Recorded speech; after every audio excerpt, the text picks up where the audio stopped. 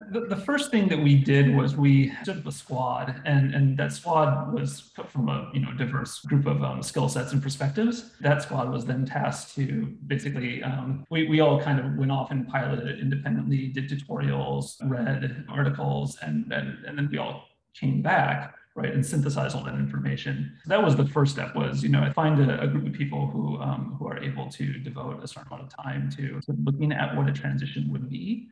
Yeah, and then continuing And to do activities. yeah, and I was just going to add, I mean, and we didn't have exactly an agenda for piloting it, but I will say I probably spent 2 weeks tweaking it as hard as I could, right? Like, what is auto layout? What can it do? How far can I push this? How does style overrides work compared to Sketch? What is prototyping all about? And it just getting our hands on every tutorial article we could get our hands on. We knew we had a design system partially starting to build up in abstract. And if we were going to go ahead and be moving this, we wanted to make sure, I mean, I had heard a lot of good things, so I was confident it was going to be great, but we really do want to do our diligence and really understand what the tool set was going to do to our current libraries once we had to rebuild them.